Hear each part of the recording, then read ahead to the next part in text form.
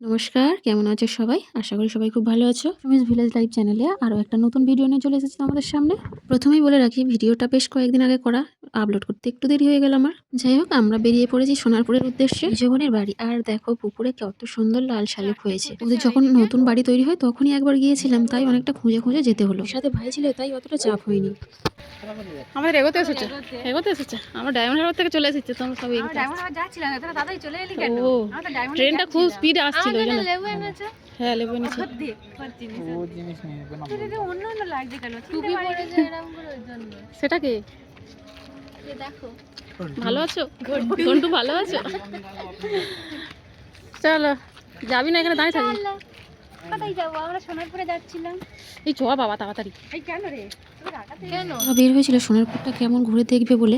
মাঝ রাস্তায় আমাদের সঙ্গে দেখা হয়ে গেল, তাই আমরা তাড়াতাড়ি চলে এলাম। তার কিছুক্ষণ পরে ওরা এলো। Welcome our home.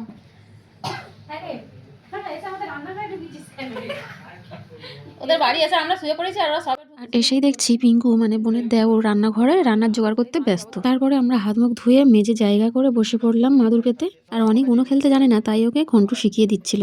ওদিকে ছোট বোন গরম গরম কফি নিয়ে হাজির। চাটা রেখে তারপরে আবার নিয়ে এলো এক প্লেট বিস্কুট। বিস্কুট না, মানে টোস্ট। উনো খেলতে খেলতে আমরা কফি খেয়ে নিলাম। আচ্ছা, তোমরা কেউ কোনোদিন উনো খেলেছো? যদি খেলে থাকো তাহলে আমাকে কমেন্ট করে বলো তোমাদের কেমন লাগে উনো খেলতে। তার মধ্যে রান্নাঘরে গেলাম, দেখছি পিঙ্কু এই যে চিংড়ি মাছে ম্যারিনেট করছে। চিংড়ি কাবাব হবে, আর যত রকমের কাবাব হবে সবকিছুর দায়িত্বে আছে পিঙ্কু।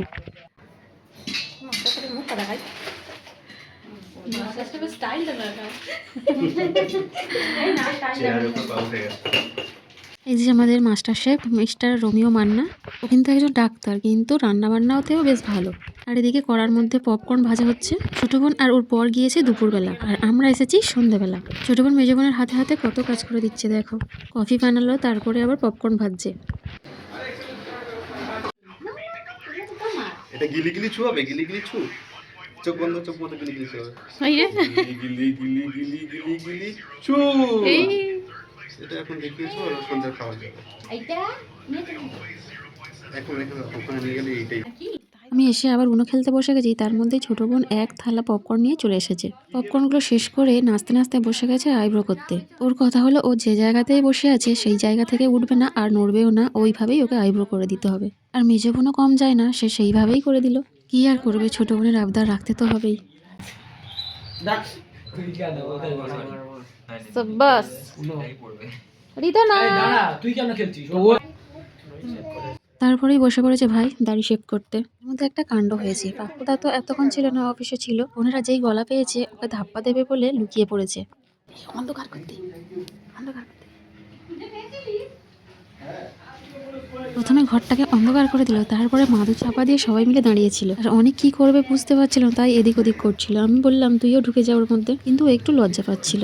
এদিকে এরা মাদুরের মধ্যে ধাপ্পা দেবে, ওদিকে দেখো বোনের দেওয়ালের মেয়ে, ওকে আমরা চুরি করে ডাকি, ও ভেতরে ঢুকে গিয়েছে, বুঝতেই পারছে না কি হচ্ছে অন্ধকারে। দেখে শুনে আবার চলে গেল। এখন থেকে ওইভাবে দাঁড়িয়ে আছে, পাপ্পুদা আর ঘরে ঢুকছে না। ফোন আগে ঢুকেছে তো ওরা বুঝতে পারেনি, ফোনকেই ধাপ্পা করে দিয়েছে।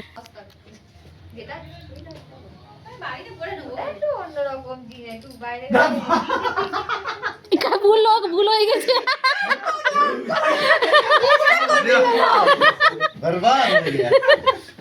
ভুল লোককে ধাপ্পা করে দিয়েছে।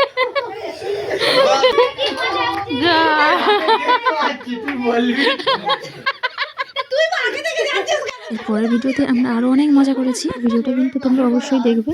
আর এই ভিডিওটা কেমন লাগলো জানাবে, আর ভালো লাগলে একটা লাইক করে দেবে।